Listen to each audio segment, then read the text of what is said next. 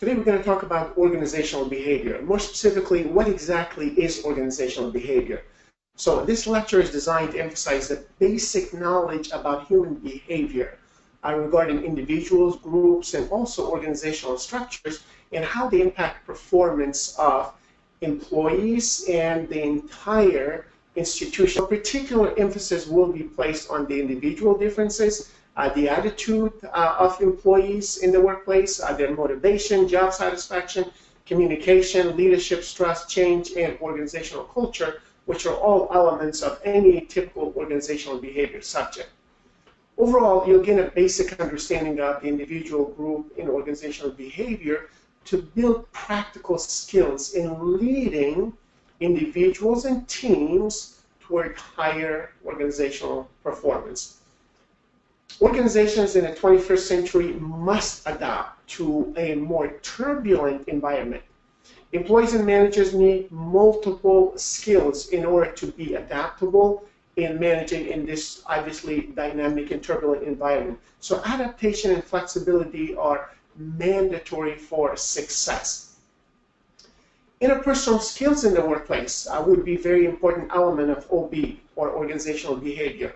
So interpersonal skills are important because good places to work have better financial performance as a result of it. Better interpersonal skills result in lower turnover or quality of employees. Better interpersonal skills result in lower turnover of quality employees. In other words, we will have less dysfunctional turnover. There's a strong association between the quality of workplace relationships and job satisfaction, stress, as well as employee turnover. So good interpersonal skills in the workplace fosters social responsibility awareness as well. Let's define some typical terminologies. A manager is someone who gets things done with and through other people in the organization. Hopefully it's all goal-oriented and based on the mission and values of the organization. So an organization is a consciously coordinated social unit composed of two or more individuals that function on a relatively continuous basis to achieve a common goal or a common set of goals. And they do this obviously through various management functions like planning, organizing, leading, and controlling within the organizational context. Mintzberg concluded that managers perform 10 different roles, which are highly interrelated roles or set of behaviors that are attributable to their jobs.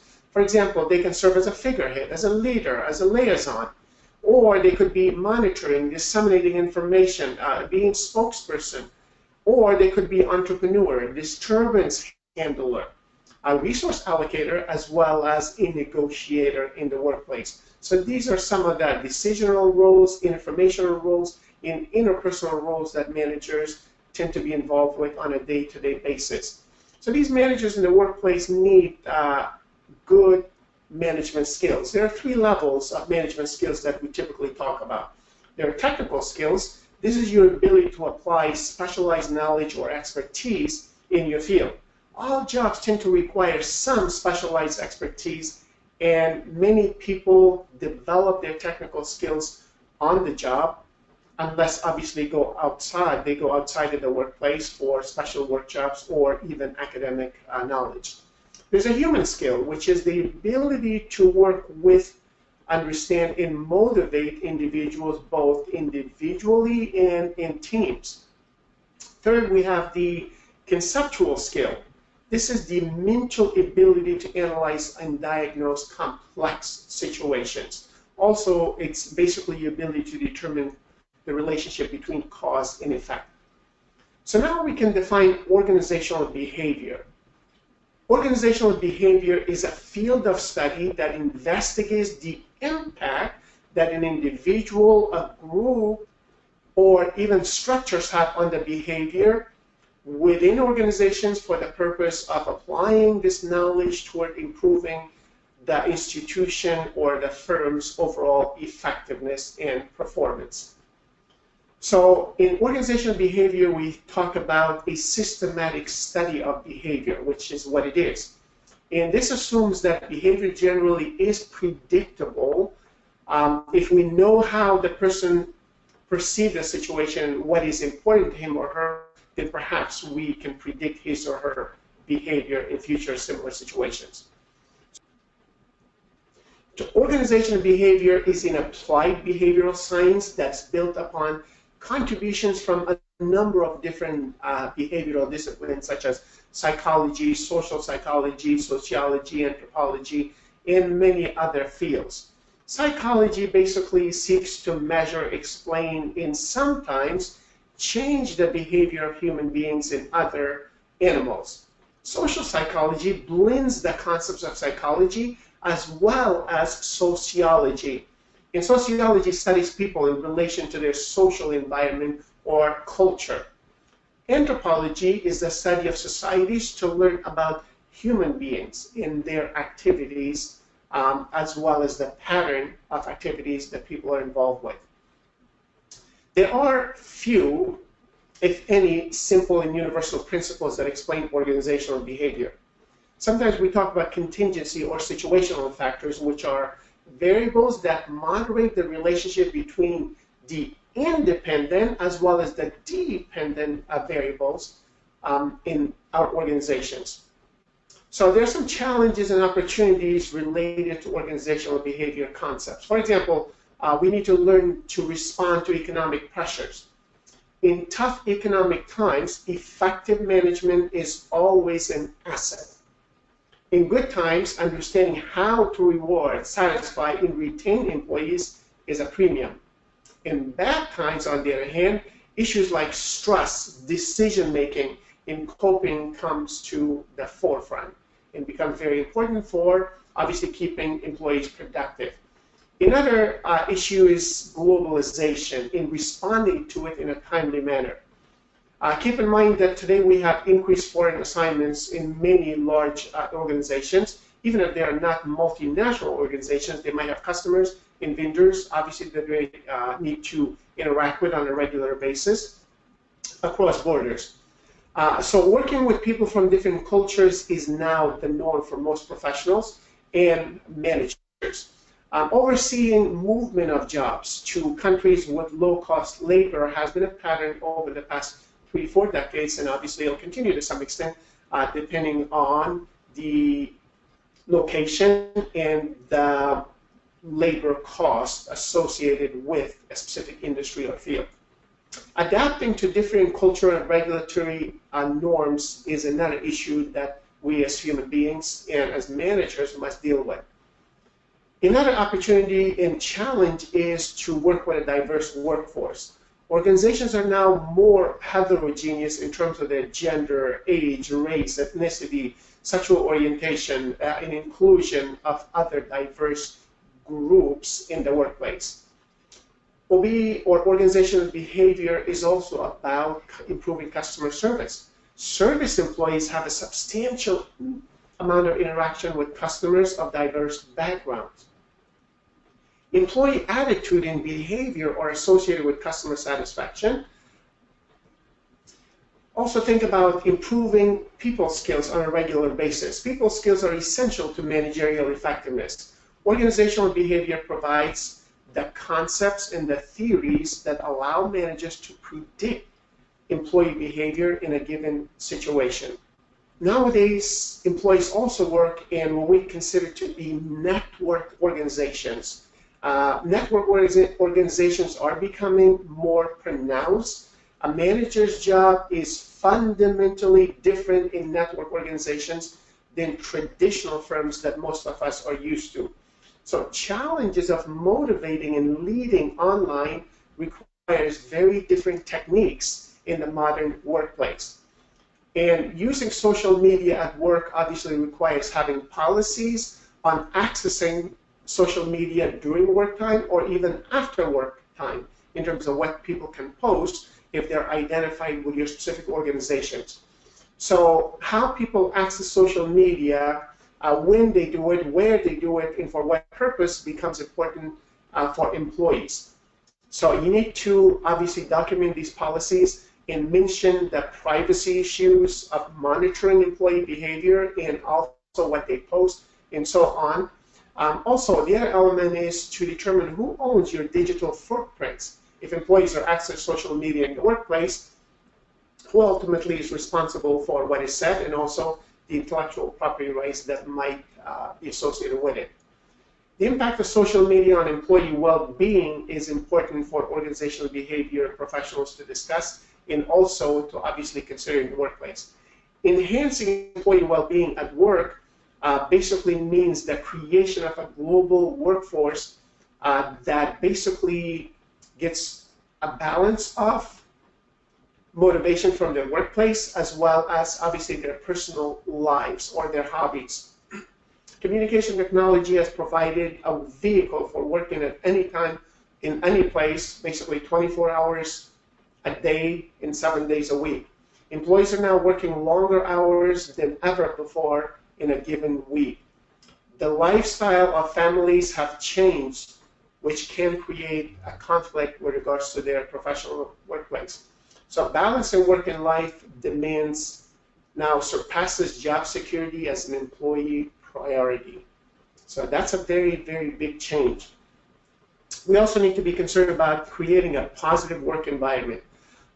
Positive organizational scholarship is a concept that's concerned with how organizations develop that human strength, foster vitality and resilience, and unlock people's potential in their departments, and obviously to become as good as they can be and be innovative in discovering new processes and even new ways to get their job done more productively.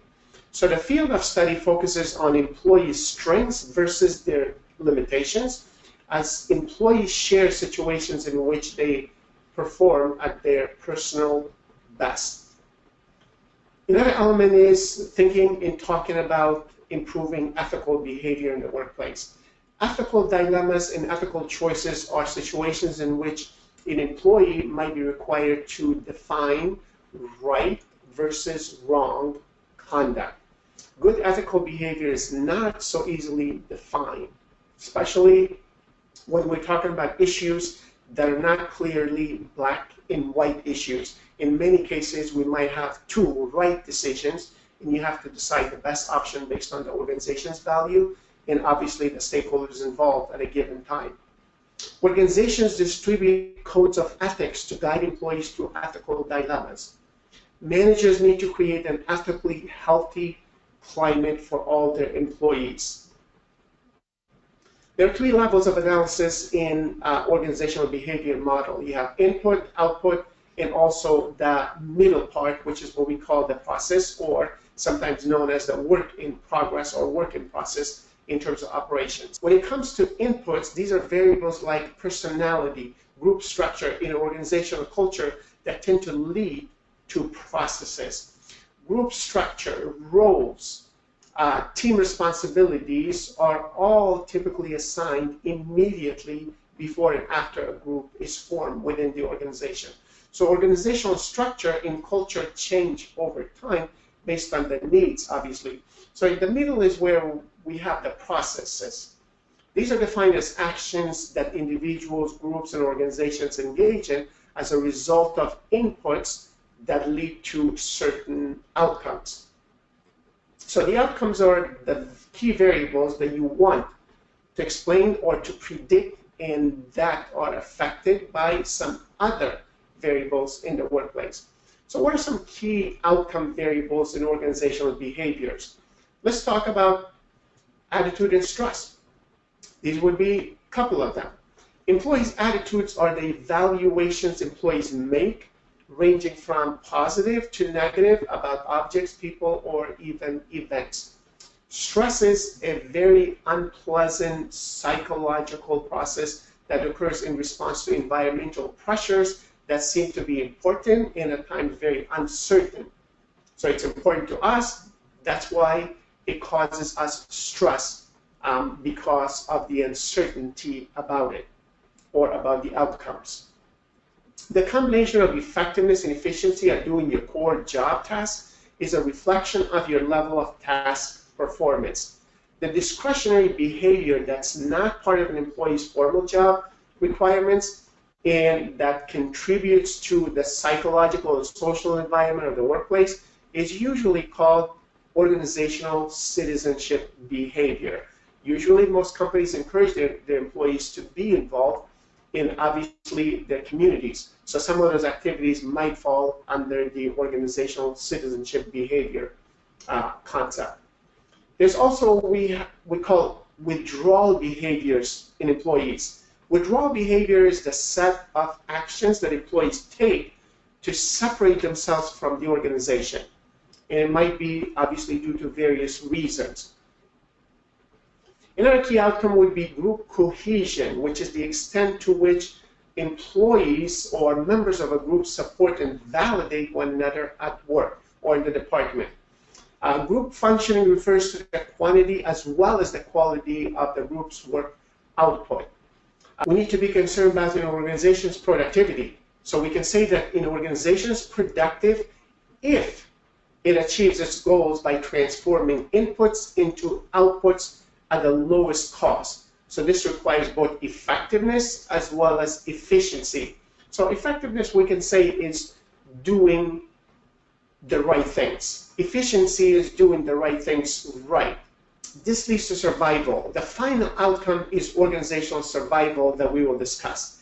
Organizational survival is simply evidence that the organization is able to exist and grow in the long term. In other words, we're concerned about sustainability for managers. So what are some implications of organizational behavior concepts for managers and top executives as well as professional employees in the workplace?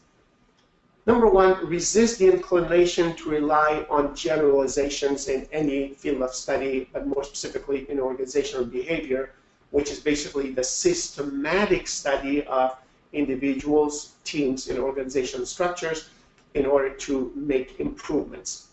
Use metrics and situational variables rather than hunches and gut feelings to explain cause and effect relationships. Work on your interpersonal skills to increase your leadership potential. Improve your technical skills and conceptual skills through training and by staying current with new trends.